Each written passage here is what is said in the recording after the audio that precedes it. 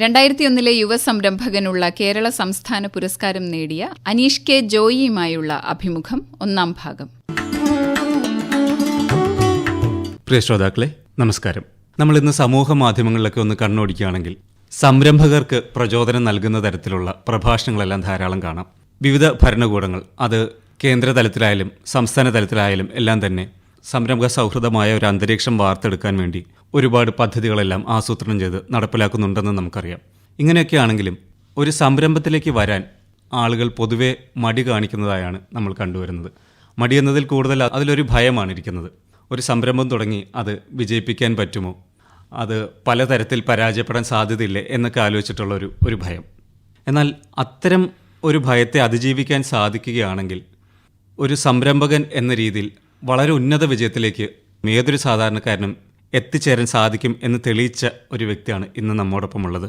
കേരളത്തിലെ വളരെ പിന്നാക്ക അവസ്ഥയിലുണ്ടായിരുന്ന ഒരു അതിർത്തി പ്രദേശത്ത് ഒരു സാധാരണ കർഷക കുടുംബത്തിൽ ജനിക്കുകയും ഇന്ന് സെർവോസോണിക് എന്നു പേരുള്ള ഒരു വളരെ വലിയ ശൃംഖലയുള്ള ഒരു സ്ഥാപനത്തിൻ്റെ ഉടമയായി തീരുകയും ചെയ്തിട്ടുള്ള അനീഷ് കെ ജോയിയാണ് ഇന്ന് നമ്മോടൊപ്പമുള്ളത്.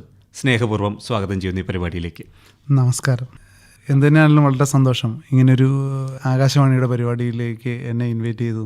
പ്രത്യേകിച്ച് എന്നെപ്പോലുള്ള ആൾക്കാരെ ഇൻവൈറ്റ് ചെയ്യുകയും അതിനെ പ്രത്യേകിച്ച് എന്താ പറയുക പ്രൊമോട്ട് ചെയ്ത് സാധാരണക്കാരിലേക്ക് എത്തിച്ച് അവരിൽ പ്രചോദനം ഉൾക്കൊള്ള വിധത്തിൽ ഇതിനെ അറേഞ്ച് ചെയ്തതിന്, അതിനൊരു ഇനീഷ്യേറ്റീവ് എടുത്തതിനും വളരെ നന്ദി. ഏതൊരു വ്യക്തിയുടെയും ഒരു സ്വഭാവത്തെ വാർത്തെടുക്കുകയും അദ്ദേഹത്തിൻ്റെ ഭാവി നിർണ്ണയിക്കുകയും ആരായി തീരുകയും ചെയ്യുന്നു എന്നുള്ളതിലേക്കൊക്കെ എത്തിക്കുന്നതിൽ ഒരു വ്യക്തി ജനിക്കുന്ന നാടിനും അവിടുത്തെ നാട്ടുകാർക്കും അവിടുത്തെ സംസ്കാരത്തിനെല്ലാം വലിയൊരു പങ്കുണ്ടാകുമല്ലോ. ജനിച്ച ആ പ്രദേശത്തെക്കുറിച്ചും അവിടുത്തെ നാട്ടുകാരെക്കുറിച്ചും അവിടുത്തെ രീതിയെക്കുറിച്ചെല്ലാം ഒന്ന് പറയാമോ? ശരിക്കും ഞാൻ ജനിച്ചത് കേരളത്തിൽ കണ്ണൂർ ജില്ലയിൽ അതിർത്തി പ്രദേശം, സാറ് പറഞ്ഞ പോലെ തന്നെ അതിർത്തി പ്രദേശമായ ജോസ്ഗിരി എന്നൊരു ഗ്രാമത്തിലാണ്. ശരിക്കും വളരെ സാധാരണക്കാരായ ആൾക്കാരും 10-25 വർഷത്തിന് മുമ്പുള്ള കാലഘട്ടം എടുത്ത് നോക്കുകയാണെങ്കിൽ സ്കൂളിൽ പോകാനുള്ള സൗകര്യങ്ങൾ, അങ്ങനെ ഇൻഫ്രാസ്ട്രക്ചറിലൊക്കെ വളരെ പിന്നോക്ക അവസ്ഥയിൽ നിന്നൊരു സാഹചര്യത്തിലാണ് ഞങ്ങൾ പഠിക്കുകയും ഇങ്ങനെയുള്ള കച്ചവടത്തെക്കുറിച്ചുള്ള തുടക്കം സൃഷ്ടിക്കാനുള്ള അവസരങ്ങൾ ഉണ്ടാക്കിയെടുക്കുകയും ചെയ്തത്. അങ്ങയുടെ പഠനമൊക്കെ അവിടെ തന്നെയായിരുന്നു? അവിടുന്ന് ഏകദേശം 7ാം ക്ലാസ് വരെ ഉള്ള പഠിക്കാനുള്ള സ്കൂള് ജോസ്ഗിരി എന്ന് പറഞ്ഞ സ്ഥലത്തുണ്ടായിരുന്നു. അവിടുന്ന് ഏകദേശം 7 കഴിഞ്ഞ് ഒരു 7 കിലോമീറ്ററോളം നടന്ന് മീന്തുള്ളി എന്ന് പറഞ്ഞൊരു സ്ഥലത്ത് പോയാണ് ബാക്കിയുള്ള 7 മുതലുള്ള ക്ലാസ്സുകൾ, പിന്നെ കോളേജ് പഠനങ്ങൾ. ഞാൻ പഠിച്ചത് ITI ആണ്. അത് കഴിഞ്ഞിട്ട് അതൊക്കെ പഠിച്ചത് കുറച്ച് ദൂരത്ത് പോയിട്ടാണ് പഠിച്ചത്. ITI പഠിച്ചത് പയ്യന്നൂർ. എന്നാലും 7 കിലോമീറ്റർ നടന്ന് പോയി അവിടുന്ന് പിന്നെ ബസ് കയറിയിട്ടാണ് എൻ്റെ ബാക്കിയുള്ള പഠനങ്ങളൊക്കെ കംപ്ലീറ്റ് ആയത്. കുടുംബത്തെക്കുറിച്ച്? എൻ്റെ ഭാര്യ ഷൈനി, കുട്ടികൾ 3 പേര്, ആഷ്ന, ഷാനൻ, ഷാൽബിൻ. അവരൊക്കെ പഠിക്കുന്നു. അച്ഛനമ്മ, 2 അനിയന്മാർ എൻ്റെ കൂടെ വേറെ ബിസിനസ്സിൽ ഇൻവോൾവ് ആണ്. കൃഷിയായിരുന്നോ അച്ഛന്? പിന്നെ തീർച്ചയായും ആ ഏരിയയുള്ള ആൾക്കാർ, എൻ്റെ അച്ഛൻ മാത്രമല്ല ആ ഏരിയയുള്ള ആൾക്കാരുടെ ഒക്കെ ജോലി കൃഷിയാണ്. അവിടെയുള്ള ആൾക്കാർക്ക് ബിസിനസ് എന്ന് പറഞ്ഞാൽ കയ്യെത്താൻ ദൂരത്തുള്ളൊരു സംഭവമായിരുന്നു. കച്ചവടം എന്ന് പറഞ്ഞു കഴിഞ്ഞാൽ അവിടെയുള്ള സാധാരണക്കാർ, ആകെയുള്ള നമ്മുടെ നാട്ടിലൊരു കച്ചവടക്കാരെന്ന് പറഞ്ഞാൽ അവിടെയുള്ള വാഴക്കൊലകളൊക്കെ കട്ട് ചെയ്ത് വെക്കുക, വാഴയില വാങ്ങുക, എന്നിട്ട് അത് ബസ്സിന് കൊണ്ടുപോയി ടൗണിൽ കൊണ്ട് വിൽക്കുക. അയാളാണ് ഒരു പരിധിവരെ എൻ്റെ ഓർമ്മയിൽ ഞാൻ അങ്ങോട്ട് ആദ്യത്തെ കച്ചവടക്കാരെന്ന് വേണമെങ്കിൽ പറയാം. അപ്പോൾ പൊതുവെ അങ്ങനെ വലിയ ബിസിനസ് സംരംഭങ്ങളൊന്നും ഇല്ലാത്ത ഒരു സ്ഥലത്ത് ജനിച്ച് ജീവിച്ചിട്ടും അങ്ങയുടെ മനസ്സിലേക്ക് എങ്ങനെയാണ് ഈ ഒരു ബിസിനസ് എന്നുള്ള ഒരു ആശയം വന്നത്? എന്താ കാരണം എന്ന് വെച്ചാൽ ഞാൻ കണ്ട സ്വപ്നങ്ങൾ, ഞാൻ പറഞ്ഞല്ലോ, ഞാൻ സ്കൂളിൽ പോയത് 7 കിലോമീറ്ററുകൾ ഒരു സൈഡിലേക്ക് നടന്ന് തിരിച്ച് 14 കിലോമീറ്റർ നടന്നു പോകുമ്പോൾ ഞാൻ കണ്ട സ്വപ്നങ്ങൾ. കാരണം എന്ന് വെച്ച് കഴിഞ്ഞാൽ എൻ്റെ ജീവിതത്തിൽ ഞാനൊരു ജോലിക്കാരനാകില്ല എന്ന് ഞാൻ തീരുമാനിച്ചിരുന്നു. അപ്പോൾ ഞാൻ കണ്ട സ്വപ്നങ്ങളാണ്, എൻ്റെ സ്വപ്നത്തിൻ്റെ ദൃഢതയാണ്, അതിൻ്റെ ഡെപ്താണ് എന്നെ വളർത്തിയതെന്ന് വേണമെങ്കിൽ പറയാം. അങ്ങനെ ഒരു ജോലിക്കാരനാവണ്ടെന്ന് ആദ്യമേ തീരുമാനിക്കാൻ? തീർച്ചയായും. അതുകൊണ്ട് തന്നെയാണ് ഞാനൊരു പ്രൊഫഷനിലൊരു ബിസിനസ് തുടങ്ങുന്നത്. ഒരു ITI പഠിച്ചതിൻ്റെ കാര്യം എന്ന് വെച്ചാൽ ഞാൻ PDC ആണ് അന്നത്തെ കാലത്ത്, +2 ഇല്ല. PDCയിൽ കഴിഞ്ഞ ITI സെലക്ട് ചെയ്തതിൻ്റെ കാര്യം എന്ന് വെച്ച് കഴിഞ്ഞാൽ ഒരു ITIയിൽ ഒരു സംരംഭം തുടങ്ങാൻ വേണ്ടി തന്നെയാണ് ഞാൻ അങ്ങനെ സ്റ്റാർട്ട് ചെയ്തത്. അങ്ങനെ ITIയിൽ എയർ കണ്ടീഷൻ റെഫ്രിജറേഷൻ കഴിഞ്ഞ് എയർ കണ്ടീഷൻ എൻ്റെ റിപ്പയറിംഗ് ഷോപ്പിൽ ഒരു 3 മാസം ജോലി ചെയ്ത് 4ാം മാസം തൊട്ട് AC മാനുഫാക്ചർ ചെയ്യുന്ന ജോലി, അസംബിൾ ചെയ്യുന്ന ജോലിയാണ് ഞാൻ ചെയ്യുകയും സ്ഥാപനം സ്റ്റാർട്ട് ചെയ്യുകയും ചെയ്തത്. അന്ന് അങ്ങനെ ഒരു സംരംഭകൻ എന്ന നിലയ്ക്കുള്ള ആദ്യ ചുവടുവെപ്പ് നടത്തുമ്പോൾ എത്രയായിരുന്നു പ്രായം? ശരിക്കും എനിക്ക് 20 വയസ്സുള്ളപ്പോഴാണ് ഞാൻ കച്ചവടത്തിലേക്ക് വന്നത്. 19 വയസ്സ് തന്നെ ഞാൻ വിസിറ്റിംഗ് കാർഡ്, ഞാൻ പഠിക്കുമ്പോൾ തന്നെ ഞാൻ സ്റ്റാർട്ട് ചെയ്യാൻ പോകുന്ന സ്ഥാപനത്തിനൊരു പേരിട്ട് അതിലൊരു വിസിറ്റിംഗ് കാർഡ് ഉണ്ടാക്കി എൻ്റെ പോക്കറ്റിലിട്ടിട്ടാണ് ഞാൻ ITIയിൽ ലാസ്റ്റ് ഇയർ പോയത്. അപ്പോൾ അന്നേ അതൊരു സ്വപ്നമെന്നതിന് ഉപരി ഒരു തീരുമാനം തന്നെ ദൃഢനിശ്ചയമാണെന്ന് വേണമെങ്കിൽ പറയാം. ദൃഢനിശ്ചയമായിരുന്നു, അതാണ് പറയാൻ പറ്റുന്നത്. അപ്പോൾ ഒരു AC and refrigeration manufacturing unit ആയിരുന്നു ആദ്യത്തെ? അസംബ്ലിംഗ് യൂണിറ്റ് ആയിരുന്നു.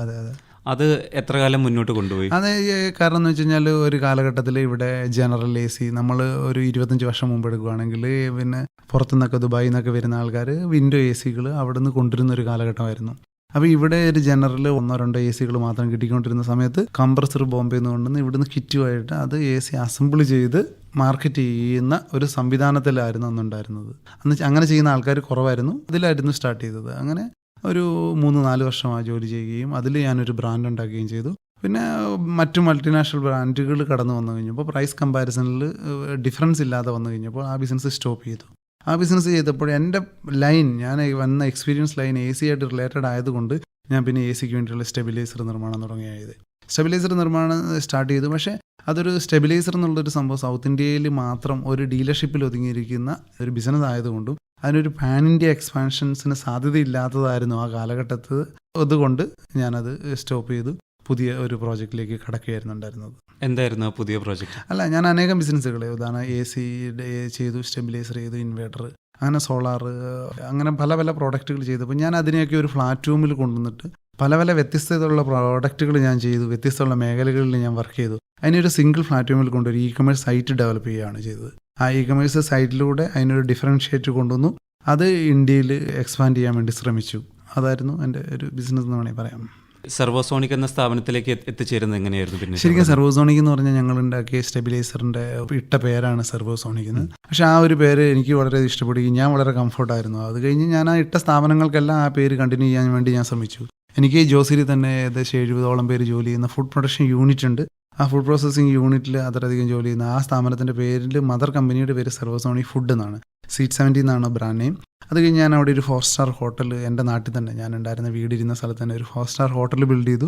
അപ്പോഴും ഞാൻ ശീലിച്ച് വന്ന കാര്യങ്ങളും ഒക്കെ വന്നതുകൊണ്ടും ആ പേര് തന്നെ എടുക്കുകയാണ് ചെയ്തത്. സർവോസോണിക് എന്ന് പറഞ്ഞാൽ അങ്ങനെ ഒരു പ്രത്യേകതയൊന്നുമില്ല. അതിനൊരു ബ്രാൻഡ് നെയിം രജിസ്റ്റർ ചെയ്തു. അന്നത്തെ കാലത്ത് ഞാനത് ട്രേഡ് മാർക്ക് എടുത്ത് വെച്ചതുകൊണ്ട് അതിൽ ഞാൻ സ്റ്റാർട്ട് ചെയ്തതെന്ന് മാത്രമേ ഉള്ളൂ. ഞാൻ എന്ത് ബിസിനസ്സിൽ വേറൊരു ബ്രാൻഡ് നെയിം തുടങ്ങുന്നതിനേക്കാൾ ഉപരി എനിക്കൊരു ഐഡൻറ്റിറ്റി, ഞാനെന്നൊരു വ്യക്തി എൻ്റെ പേരിനേക്കാൾ ഉപരി ആ ബ്രാൻഡ് നെയിം പറഞ്ഞു കഴിഞ്ഞാൽ ഞാൻ സ്റ്റാർട്ട് ചെയ്ത ബിസിനസ് ആകുമെന്ന് എനിക്കൊരു ക്രെഡിബിലിറ്റിയും ആ ഏരിയയിലുള്ള ഒരു വിശ്വസ്തതയും ഉള്ളത് കൊണ്ട് ഞാൻ പറ്റുപോലെ സ്ഥാപനങ്ങൾക്കെല്ലാം സ്റ്റാർട്ട് ചെയ്തപ്പോൾ ആ ഒരു പേരിട്ടു എന്നുള്ളതാണ്. അങ്ങനെ 19-ാം വയസ്സിൽ ഒരു ചെറിയൊരു സംരംഭം ആരംഭിച്ച് ഒരു വ്യാഴവട്ടക്കാലം കൊണ്ട് തന്നെ ബിസിനസ് ഒരുപാട് വൈവിധ്യവൽക്കരിച്ചു അല്ലേ? തീർച്ചയായും. ഇപ്പം പിന്തുടരുന്ന ആ ഒരു ബിസിനസ് മോഡലിന്റെ വ്യത്യസ്തത എന്താണെന്നൊന്ന് വിശദീകരിക്കാം. ശരിക്കും പറഞ്ഞാൽ ഞാൻ പല ഫീൽഡിൽ, മാനുഫാക്ചറിങ്, മാർക്കറ്റിംഗ്, റീറ്റെയിലിംഗ്, അങ്ങനെയുള്ള പല മേഖലകളിൽ, ഹോസ്പിറ്റാലിറ്റി, ഫുഡ് പ്രോസസ്സിങ്, ഇങ്ങനെ വ്യത്യസ്ത മേഖലകളിൽ ഞാനുണ്ട്. പക്ഷേ അതിനൊക്കെ ഏറ്റവും കൂടുതൽ ഞാൻ എൻജോയ് ചെയ്തതും ഏറ്റവും കൂടുതൽ എനിക്ക് എൻ്റെ ഐഡിയാസ് ഇംപ്ലിമെൻറ്റ് ചെയ്യാൻ സാധിച്ചതും റീറ്റെയിലിംഗ് എന്നുള്ളൊരു കൺസെപ്റ്റിലാണ്. ഇപ്പോൾ ഞാൻ ശരിക്കും ഫോക്കസ് ചെയ്തുകൊണ്ടിരിക്കുന്നത് റീറ്റെയിലിംഗിൽ ഒരു വേറിട്ട ശൈലി ഇൻട്രൊഡ്യൂസ് ചെയ്യാൻ വേണ്ടിയാണ്. റീറ്റെയിലിംഗിൽ വേറിട്ട ശൈലി എന്ന് പറഞ്ഞാൽ ഇന്നൊരു റീറ്റെയിലിംഗിൽ ഏതൊരു പ്രോഡക്റ്റോ, അനേകം സംരംഭകർ പുതിയ സംരംഭമായിട്ട് വരുന്നുണ്ട്. അപ്പോൾ പുതിയ പ്രോഡക്റ്റ് ആയിരിക്കും, പുതിയ ബ്രാൻഡ് ആയിരിക്കും. പക്ഷേ അവരെല്ലാം ഒരു ഡിസ്ട്രിബ്യൂഷൻ നെറ്റ്വർക്ക്, ഒരു ഡീലർ നെറ്റ്വർക്കിനെ ഡിപ്പെൻഡ് ചെയ്തുകൊണ്ടാണ് ഒരു കമ്പനിയുടെ വളർച്ചയും തളർച്ചയും ഇരിക്കുന്നത്. അതിൽ നല്ല അഡ്വർടൈസ്മെൻറ്റ് സപ്പോർട്ട് കൊടുത്ത് ഒരു ഡീലറെയോ ഡിസ്ട്രിബ്യൂട്ടറെയോ കൺവിൻസ് ചെയ്യാൻ പറ്റി അവർക്ക് നല്ല മാർജിൻ കൊടുത്തു കഴിയുമ്പോൾ ഒരു പരിധി വരെ ചിലപ്പോൾ ആ പ്രോഡക്റ്റിൻ്റെ ക്വാളിറ്റിയെ ബാധിക്കുന്ന ഘട്ടമുണ്ടായേക്കാം. ഇപ്പോൾ എന്നെ സംബന്ധിച്ചുള്ള അനേകം എൻ്റെ ഫ്രണ്ട്സൊക്കെ മൾട്ടിനാഷണൽ ബ്രാൻഡ് കൈകാര്യം ചെയ്യുന്ന 1000 crore എബോവ് മേലെ ടേൺ ഓവറുള്ള പ്രോഡക്റ്റ് ചെയ്യുന്ന ആൾക്കാരും ഓണേഴ്സ് എന്നോട് സംസാരിക്കാറുണ്ട്. കാരണം എന്ന് വെച്ചാൽ ഞങ്ങൾക്ക് ക്വാളിറ്റിയുള്ള പ്രോഡക്റ്റ് ഇറക്കണമെന്നും അത് ഇംപ്ലിമെൻറ്റ് ചെയ്യണമെന്നും ആശയങ്ങളുണ്ട്. പക്ഷേ ഞങ്ങളുടെ ഡിസ്ട്രിബ്യൂട്ടേഴ്സ് ഇത് സമ്മതിക്കുന്നില്ല. അവർ പറയുന്നത് ഞങ്ങളുടെ ക്ലയൻറ്റിന് വേണ്ടത് ഇതല്ല, ഞങ്ങളുടെ കസ്റ്റമേഴ്സിന് വേണ്ടത് അതല്ല എന്നും പറഞ്ഞ് അവരിൽ പല ആൾക്കാർക്കും അവരുടെ മനസ്സിലുള്ള പ്രോഡക്റ്റിനെ ഡയറക്റ്റ് കസ്റ്റമേഴ്സിലേക്ക് എത്തിക്കാനുള്ള ആർജവം അതിൽ നഷ്ടപ്പെട്ടിട്ടുണ്ട്. ഡിസ്ട്രിബ്യൂട്ടേഴ്സ്, ഡീലർ നെറ്റ്വർക്ക് സപ്പോർട്ട് ചെയ്യുമോ എന്നുള്ള പേടിയുന്നുണ്ട്.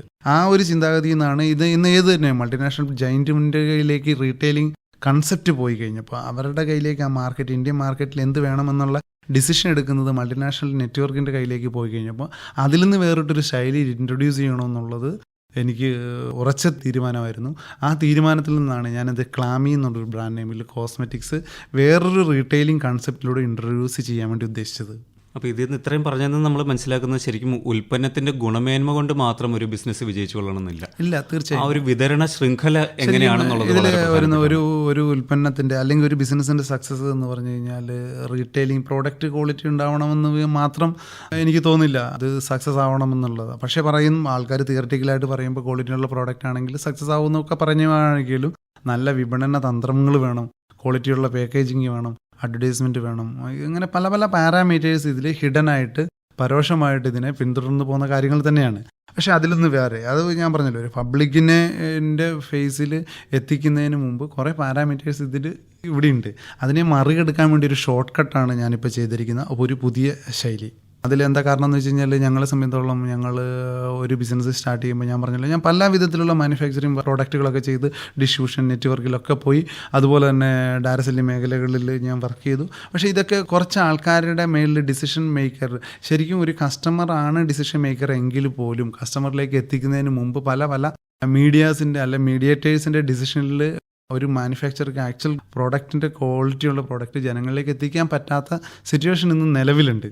അതിനെ ബ്രേക്ക് അപ്പ് ചെയ്യാൻ വേണ്ടി ഞാൻ എന്ത് ചെയ്തതെന്ന് വെച്ചാൽ, നേരിട്ട് വിപണനം ചെയ്യാൻ വേണ്ടി ഒരു ചാനൽ ഉണ്ടാക്കിയതിൻ്റെ കാരണം എന്താണെന്ന് വെച്ച് കഴിഞ്ഞാൽ, എൻ്റെ ഈ ക്ലാമി എന്ന് പറഞ്ഞൊരു പ്രോഡക്റ്റ് ഒരു മൾട്ടിനാഷണൽ ബ്രാൻഡിലും കിട്ടില്ല, ഒരു ഔട്ട്ലെറ്റിലും കിട്ടില്ല. പക്ഷേ ഓൺലൈനിൽ എല്ലായിടത്തും അവൈലബിൾ ആണ്, ലീഡിങ് ഓൺലൈൻ സൈറ്റുകളിൽ അവൈലബിൾ ആണ്, ഞങ്ങളുടെ ഡയറക്റ്റ് ഓൺലൈൻ സൈറ്റിലും അവൈലബിൾ ആണ്. അതിൽ കൂടെ ഉപരിയായിട്ട് ഞങ്ങൾ അതിലെന്ത് ചെയ്തതെന്ന് വെച്ചാൽ, അനേക ആൾക്കാരെ ഇത് സെല്ല് ചെയ്യാൻ വേണ്ടിയുള്ള ഏജൻസായിട്ട് അപ്പോയിൻറ്റ് ചെയ്തു. അപ്പോൾ ഡയറക്റ്റ് സെല്ലിംഗ് ഇതിലൊരു ഡിഫറൻഷ്യേറ്റും കൊണ്ടുവന്നു, ജനങ്ങളിലേക്ക് എത്തിക്കാൻ വേണ്ടി ഒരു വ്യത്യസ്തത കൊണ്ടുവന്നു. അതായത് ഒരു MLM എന്നുള്ളൊരു മൾട്ടി ലെവൽ മാർക്കറ്റിംഗ് എന്നുള്ളൊരു കൺസെപ്റ്റിലൂടെ മാത്രം ജനങ്ങളിലേക്ക് ഡയറക്റ്റ് സെല്ലിംഗ് ചെയ്ത ആ ഒരു സ്റ്റൈലി സാധാരണക്കാരെല്ലാം അവലംബിച്ച് വന്നു കഴിഞ്ഞപ്പോൾ, ഇതൊരു MLM സ്റ്റൈലി അല്ലാതെ നേരിട്ട് വിൽപ്പന ചെയ്യാൻ വേണ്ടി പുതിയൊരു ചാനൽ ഞാൻ ഉണ്ടാക്കുകയാണ് ചെയ്തത്. ഇത് കേട്ടുകൊണ്ടിരിക്കുന്ന നമ്മുടെ ചില ശ്രോതാക്കൾക്കെങ്കിലും ഈ MLM അഥവാ മൾട്ടി ലെവൽ മാർക്കറ്റിംഗ് എന്താണ്, അതും താങ്കൾ പിന്തുടരുന്ന ഈ ശൈലിയും തമ്മിലുള്ള വ്യത്യാസം എന്താണെന്ന് ശരിക്കും മനസ്സിലാവും. ഞാൻ മൾട്ടി ലെവൽ മാർക്കറ്റിംഗ് എന്താണെന്നുള്ളതിനെക്കുറിച്ച് ഞാൻ പറയാൻ നിൽക്കുന്നില്ല. അത് വ്യത്യസ്ത കമ്പനികളുടെ വ്യത്യസ്ത ശൈലികളും ഓപ്പറേഷൻസൊക്കെ ഉണ്ടാവാം. പക്ഷേ എനിക്ക് ആവശ്യപ്പെടുന്നത്, ഞങ്ങൾ ചെയ്യുന്ന രീതി എന്ന് പറഞ്ഞാൽ, ഇപ്പോൾ കേരളത്തിൽ എത്തി കഴിഞ്ഞ് കഴിഞ്ഞാൽ ഓരോ റീജിയൻ ബേസ് കമ്പനി തന്നെ റീജിയണൽ മാനേജേഴ്സിനെ അപ്പോയിൻറ്റ് ചെയ്തിട്ടുണ്ട്. ആ റീജിയൻ്റെ അണ്ടറിൽ കമ്പനി സോണൽ മാനേജേഴ്സിനെ അപ്പോയിൻറ്റ് ചെയ്തിട്ടുണ്ട്. ഈ സോണൽ മാനേജേഴ്സ് റീറ്റെയിലിംഗ് പാർട്ട് ടൈമായിട്ട് ചെയ്യാൻ താല്പര്യമുള്ള ആൾക്കാരെ സെലക്ട് ചെയ്യുകയും അതിനോട് ഇൻട്രസ്റ്റ് ഉള്ള ആൾക്കാർക്ക് ട്രെയിനിങ് കൊടുത്ത് അവർക്ക് പ്രോഡക്റ്റ് കൊടുത്ത് കസ്റ്റമറിലേക്ക് എത്തിക്കാൻ വേണ്ടി ഒരു പേഴ്സണൽ സെല്ലിങ്ങിലൂടെ എത്തിക്കാൻ വേണ്ടിയുള്ള ഒരു സോഫ്റ്റ്വെയർ നെറ്റ്വർക്ക് ഞാൻ ബിൽഡ് ചെയ്തിട്ടുണ്ട്. അതിലൂടെ നന്നായി പോകുന്നുണ്ട്. കാര്യം എന്ന് വെച്ച് കഴിഞ്ഞാൽ, എന്നെപ്പോലുള്ള ഒരാളെ സംബന്ധിച്ച് എനിക്ക് ഡയറക്റ്റ് സെല്ലിങ്ങിലെ അനേക വർഷത്തെ എക്സ്പീരിയൻസ് ഉള്ളത് കൊണ്ട് അങ്ങനെയുള്ള ആൾക്കാരെ എങ്ങനെ മാനേജ് ചെയ്യണം എന്നുള്ളതും, അതിന് നെറ്റ്വർക്ക് എങ്ങനെ ഉണ്ടാക്കണമെന്നും അതിന് ടീം എങ്ങനെ ബിൽഡ് ചെയ്യണം എന്നുള്ള എക്സ്പീരിയൻസ് ഞാൻ ശരിക്കും പൂർണ്ണമായി ഈ ഒരു ബിസിനസ്സിൽ ഇംപ്ലിമെൻറ്റ് ചെയ്തിട്ടുണ്ട്. അപ്പോൾ നമ്മൾ സ്വന്തമായി വികസിപ്പിച്ചെടുത്ത ഒരു വിതരണ തീർച്ചയായും ഇതൊരു റീറ്റെയിലിംഗിൽ ഒരു വേറിട്ടൊരു ശൈലി എന്ന് പറയാം. റീറ്റെയിലിംഗിൽ വേറിട്ടൊരു ശൈലിയാണ്. റീറ്റെയിലിംഗിൽ പലവിധമുണ്ട്. ഓൺലൈൻ സെല്ലിംഗ് ഉണ്ട്, ഷോറൂമിൽ സൂപ്പർ മാർക്കറ്റുകളിലൂടെ സെല്ല് ചെയ്യാം, ഡിസ്ട്രിബ്യൂഷൻ നെറ്റ്വർക്കിലൂടെ സെല്ല് ചെയ്യാം, അങ്ങനെ പല വിധത്തിലുള്ള സെല്ല് ചെയ്യാനുള്ള ശൈലിയുണ്ട്. പക്ഷേ നേരിട്ട് കസ്റ്റമറിലേക്ക് കൊടുത്ത് കസ്റ്റമർ ഈ സംവിധാനങ്ങളൊന്നുമില്ലാതെ ക്വാളിറ്റിയുള്ള ഒരു പ്രോഡക്റ്റ് കസ്റ്റമേഴ്സിലേക്ക് എത്തിക്കാൻ വേണ്ടി ഒരു സോഫ്റ്റ്വെയർ ഉണ്ടാക്കി. ആ സോഫ്റ്റ്വെയറിലൂടെ എൻഗേജ് ചെയ്യുന്ന ആൾക്കാർക്ക് ഒരു പാർട്ട് ടൈം ഇൻകം കൂടെ കൊടുക്കുന്ന ഒരു ശൈലി, MLM അല്ലാതെ അതിൽ ചെയ്തിരിക്കുന്ന ഒരു ശൈലിയാണ് ഞാൻ ക്ലാമി എന്നുള്ളൊരു പ്രോഡക്റ്റ് ഇന്ന് ജനങ്ങളിൽ എത്തിക്കുന്നത്. ഇന്ത്യ മുഴുവനുണ്ട്. ഏകദേശം 8 സ്റ്റേറ്റിൽ ഓഫീസുണ്ട്. ബോംബെയിലാണ് അതിൻ്റെ ഹെഡ് ഓഫീസ്. ലോജിസ്റ്റിക് ഞങ്ങൾ ബോംബെയിൽ നിന്ന് കൺട്രോൾ ചെയ്യുന്നു. 7 റീജിയൻസിലായിട്ട് ഇതിനെ ഇന്ത്യയിൽ മുഴുവൻ എത്തിക്കുന്നുണ്ട് പ്രോഡക്റ്റുകൾ. ഈ 19-ാം വയസ്സിൽ ആരംഭിച്ചിട്ട് ഇത്ര വലിയ ഒരു ബിസിനസ് സാമ്രാജ്യത്തിലേക്ക് വളർന്ന ഒരു കഥയാണ് നമ്മൾ ഇതുവരെ പറഞ്ഞിരുന്നത്. ഒന്ന് പിന്നിലേക്ക് പോവുകയാണ്. അതായത് നമ്മൾ ഇതിൻ്റെ തുടക്കത്തിൽ പറഞ്ഞതുപോലെ നമ്മുടെ ജീവിക്കുന്ന പ്രദേശത്തിൻ്റെ ഒരു ഭൂമിശാസ്ത്രവും അവിടുത്തെ ആൾക്കാരും നമ്മൾ ഒരുപാട് സ്വാധീനിക്കുമല്ലോ. അപ്പോൾ ഈ ബിസിനസ്സിലേക്ക് ഇറങ്ങാൻ നേരത്ത് അവിടെ സാധാരണ കൃഷിക്കാരാണ് ഉണ്ടായിരുന്നതെന്ന് സൂചിപ്പിച്ചു. അപ്പോൾ അങ്ങനെ ഇരിക്കും നമ്മുടെ വീട്ടുകാരും സുഹൃത്തുക്കളും എല്ലാം നമ്മളെ പിന്തിരിപ്പിക്കാൻ ശ്രമിക്കുകയാണല്ലോ ഉണ്ടായിട്ടുണ്ടാവുക. തീർച്ചയായും. അതിലെന്താ കാരണം എന്ന് വെച്ചാൽ, നമ്മളുടെ ചുറ്റുവട്ടത്തിലുള്ള ആൾക്കാരുടെ റേഞ്ചാണ് നമ്മളോട് പറയുക. അപ്പോൾ ഉദാഹരണത്തിന് എനിക്ക് ലൈൻ ബസ് ഉണ്ടായിട്ടുണ്ട്. ഞാൻ ലൈൻ ബസ്സിൽ ഓപ്പറേറ്റ് ചെയ്യുന്ന ഡ്രൈവറോട് ഈ കോസ്മെറ്റിക് മാർക്കറ്റിംഗ് സ്റ്റൈലിനെ കുറിച്ച് പറഞ്ഞു കഴിഞ്ഞാൽ അവനറിയാവുന്നത് ലീഫും ടയറും അങ്ങനെയുള്ള കാര്യങ്ങളെക്കുറിച്ചും പഞ്ചറൊട്ടിക്കുന്ന കാര്യങ്ങളെക്കുറിച്ചുള്ളൂ. പക്ഷെ ഞാൻ ചോദിച്ചല്ലോ എന്ന് വിചാരിച്ച് ചിലപ്പോൾ അതിനെക്കുറിച്ചൊരു അഭിപ്രായം പറഞ്ഞേക്കാം. അല്ലെങ്കിൽ ഞാൻ ഇത് വയ്ക്കുന്ന റീറ്റെയിൽ ഷോപ്പുകാരോ അല്ലെങ്കിൽ അവിടുത്തെ റേഷൻ കടക്കാരനോ എൻ്റെ ഫാദറിനെ സംബന്ധിച്ചോളം ഒരു കൃഷിക്കാരൻ്റെതായ റേഞ്ചിലുള്ള ഇത് ഉള്ളൂ. എൻ്റെ അനിയന്മാരെ സംബന്ധിച്ചോളം ഞാൻ പറഞ്ഞു കൊടുത്തിരിക്കുന്ന നോളജ് ഒരു പരിധിവരെ ചില കാര്യങ്ങളെക്കുറിച്ചുള്ളൂ. അപ്പോൾ നമ്മൾ എവിടെ ഇത് പ്രസൻറ്റ് ചെയ്യുന്നു എന്നുള്ളതാണ് ഇമ്പോർട്ടൻറ്റ്. അപ്പോൾ എന്നെ സംബന്ധിച്ചോളം അതല്ലാതെ ഒരു അപ്പർ റേഞ്ചുള്ള ബിസിനസ് ആൾക്കാരുമായിട്ടുള്ള അസോസിയേഷൻ എനിക്കുണ്ടായിരുന്നു. അപ്പോൾ അവരോടൊക്കെ പറയുമ്പോൾ ഒരു വേറിട്ട ശൈലിയാണ് ഇന്ന് സക്സസ് ചെയ്യാൻ വേണ്ടി. ഇന്ന് ജനങ്ങൾ അനുവർത്തിച്ച് പോകുന്ന കാര്യങ്ങൾ എല്ലാവരും ചെയ്യുന്ന സ്റ്റൈലുണ്ട്. അപ്പോൾ എന്തിനും ഒരു ഡിഫറൻസ് ആയിട്ട് ചെയ്യുക എന്നുള്ളത് എൻ്റെ നേരത്തെ തന്നെയുള്ള ഒരു സ്റ്റൈലായിരുന്നു. അപ്പോൾ ഞാൻ ഫുഡ് പ്രൊഡക്ഷൻ യൂണിറ്റ് ചെയ്തപ്പോഴും, ഞാൻ ഹോട്ടൽ ബിൽഡ് ചെയ്തപ്പോഴും, ഞാൻ ലൈൻ ബസ് ഓപ്പറേറ്റ് ചെയ്തപ്പോഴും, എനിക്ക് പെട്രോൾ പമ്പ് ഉണ്ടായിട്ടുണ്ട്. എന്ത് റീറ്റെയിൽ സെഗ്മെൻറ്റ് ഞാൻ ചെയ്തപ്പോഴും അതിലൊരു സംതിങ് ഡിഫറൻസ് ഫീൽ ചെയ്യിക്കാൻ ഞാൻ ശ്രമിച്ചിരുന്നു. ആ ഡിഫറൻസ് ഫീൽ ചെയ്ത ബിസിനസ്സുകളെല്ലാം എനിക്ക് സക്സസ് ആയിട്ടുണ്ട് ഒരു പരിധി വരെ. ഈ ആദ്യകാലത്തെല്ലാം സംരംഭങ്ങൾ ആരംഭിക്കുമ്പോൾ അതിന് വേണ്ടിയിട്ടുള്ള ഒരു മുതൽ മുടക്ക് അത് വളരെ പ്രധാനപ്പെട്ടാണ്. എൻ്റെ ആദ്യത്തെ ബിസിനസ് ഞാൻ സ്റ്റാർട്ട് ചെയ്യുന്ന PMRY ലോൺ എടുത്തിട്ടാണ് ഞാൻ സ്റ്റാർട്ട് ചെയ്യുന്നത്. 1 ലക്ഷം രൂപ PMRY ലോൺ എടുത്തിട്ടാണ് ഞാൻ ബിസിനസ്സിൽ ഒരു ചെറിയ ഓഫീസ് തുടങ്ങുന്നത്. ഒരു കംപ്രസറും അതുപോലെ തന്നെ കുറച്ച് ടൂൾസൊക്കെ ആയിട്ട് AC അസംബിൾ ചെയ്യാൻ വേണ്ടിയുള്ള സംവിധാനം തുടങ്ങുന്നത്. അത് കഴിഞ്ഞ് ഫണ്ട് എന്ന് പറഞ്ഞൊരു വളരെ ഇമ്പോർട്ടൻ്റ് ആയിട്ടൊരു വിഷയം തന്നെയാണ്. ഫണ്ടില്ലാത്ത ബിസിനസ് ചെയ്യാൻ പറ്റില്ല. പക്ഷേ ഞാൻ എൻ്റെ ജീവിതത്തിൽ ഇമ്പോർട്ടൻസ് കൊടുക്കുന്നത് ഫണ്ടിന് ഞാൻ 3-ാം സ്ഥാനത്തേ കൊടുക്കുകയുള്ളൂ. ആദ്യം എന്ന് കണ്ടുന്നത് നമ്മൾ സ്റ്റാർട്ട് ചെയ്യുന്ന പക്ഷേ ബിസിനസ്സിനെ കുറിച്ചുള്ള ക്ലിയർ വിഷൻ ഉണ്ടാവണം, അതിനെക്കുറിച്ചുള്ള നോളജ് ഉണ്ടാവണം. അതാണ് ഞാൻ ജീവിതത്തിൽ ഇമ്പോർട്ടൻസ്. ഒരു ബിസിനസ് തുടങ്ങുമ്പോൾ നമ്മൾ തുടങ്ങുന്ന ബിസിനസ്സിനെ കുറിച്ചുള്ള വിഷൻ, അതിനെ എവിടെ എത്തിച്ചേരാൻ പറ്റും, അത് എങ്ങനെ ചെയ്യാൻ പറ്റും, അതിനെക്കുറിച്ചുള്ള നോളജ് നമുക്ക് 100% നമ്മുടെ കയ്യിൽ തന്നെ ഉണ്ടാവണം. 2, ഇത് ചെയ്യാൻ പറ്റുന്ന ടീമിനെ സെറ്റ് ചെയ്തിട്ടുണ്ടാവണം. അതായത് ഇത് ഏത് ബിസിനസ് ആണെങ്കിലും എനിക്ക് തന്നെയോ അല്ലെങ്കിൽ എൻ്റെ അനിയന്മാർക്കോ അല്ലെങ്കിൽ എൻ്റെ അടുത്ത് 1-2 ആൾക്കാർക്ക് ചെയ്യാൻ പറ്റുന്നൊരു സംഭവങ്ങളല്ല. നമ്മൾ ഒരു വൈഡായിട്ടൊരു ബിസിനസ് ചെയ്യുമ്പോൾ എല്ലാ സെഗ്മെൻറ്റിലും അതിനുള്ള ഫിനാൻഷ്യൽ എഫിഷ്യൻ്റ് ആയിട്ട് ആൾക്കാർ വേണം, IT എഫിഷ്യൻ്റ് ആയിട്ടുള്ള ആൾക്കാർ വേണം, ലോജിസ്റ്റിക് എക്സ്പീരിയൻസ് ഉള്ള ആൾക്കാർ വേണം. അപ്പം നമ്മുടെ വിഷൻ ഒത്തിച്ചിട്ടുള്ള ടീം നമ്മുടെ ഒപ്പം വേണം. ഈ ടീം ഉണ്ടെങ്കിൽ നമുക്ക് ഇതിനെ ഡ്രൈവ് ചെയ്യാൻ പറ്റുള്ളൂ. വിഷനും ടീമും നമ്മുടെ കൂടെ ഉണ്ട് എന്നുണ്ടെങ്കിൽ 3rd ഫണ്ട്. അതിന് ഫിനാൻസ് തരാൻ ഇഷ്ടംപോലെ ആൾക്കാർ നമ്മുടെ പുറകെ നടക്കും. ഇന്ന് എന്നെ സമയത്തുള്ള എന്നെ ഇൻവെസ്റ്റേഴ്സ് എൻ്റെ പുറകെ തന്നെയുണ്ട്. അത്രയധികം ആൾക്കാർ ഇൻവെസ്റ്റ് ചെയ്യാൻ റെഡി ആയിട്ടുണ്ട്. കാരണം അവർക്കറിയാം നമ്മുടെ കയ്യിൽ ക്ലിയർ വിഷനുണ്ട്, ഇത് ഇംപ്ലിമെൻറ്റ് ചെയ്യാൻ പറ്റുന്ന ടീമുണ്ട്.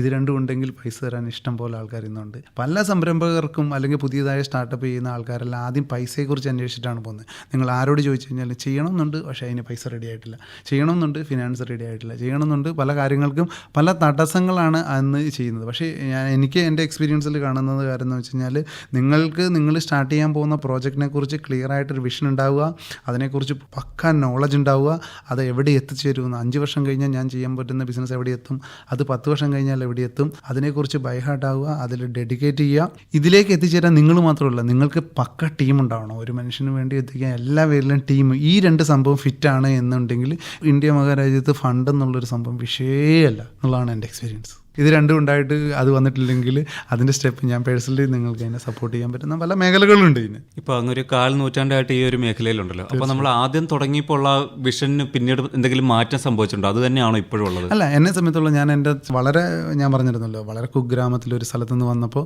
എന്നെ സംബന്ധിച്ചുള്ള എനിക്കൊരു മൾട്ടിനാഷണൽ ബ്രാൻഡ് ഉണ്ടാക്കുക, ആ കമ്പനി ബിൽഡ് ചെയ്യുക എന്നുള്ളത് എൻ്റെ ഒരു ആവേശമായിരുന്നു. അതുകൊണ്ട് തന്നെ ഈ ബ്രാൻഡ് രജിസ്റ്റർ ചെയ്തിരിക്കുന്നത് ന്യൂയോർക്കാണ്. അപ്പോൾ ഒരു മൾട്ടിനാഷണൽ ബ്രാൻഡ് ഉണ്ടാക്കുക, അത് IPOയിലേക്ക് പോവുക. 2028 ഈ കമ്പനി IPO പ്ലാൻ ചെയ്തിരിക്കുന്നത്. അപ്പോൾ എന്നെ സംബന്ധിച്ചുള്ള ഓരോ ദിവസവും ഞാൻ ക്ലീൻ പ്രോജക്റ്റും വിഷനോട് കൂടിയാണ് പോകുന്നത്. എൻ്റെ വിഷൻ എൻ്റെ ടീമിനെല്ലാം ബൈഹാർട്ടാണ്. ശ്രോതാക്കൾ ഇതുവരെ കേട്ടത് 2001 യുവ സംരംഭകനുള്ള കേരള സംസ്ഥാന പുരസ്കാരം നേടിയ അനീഷ് കെ ജോയിയുമായി അഖിൽ സുകുമാരൻ നടത്തിയ അഭിമുഖം 1-ാം ഭാഗം.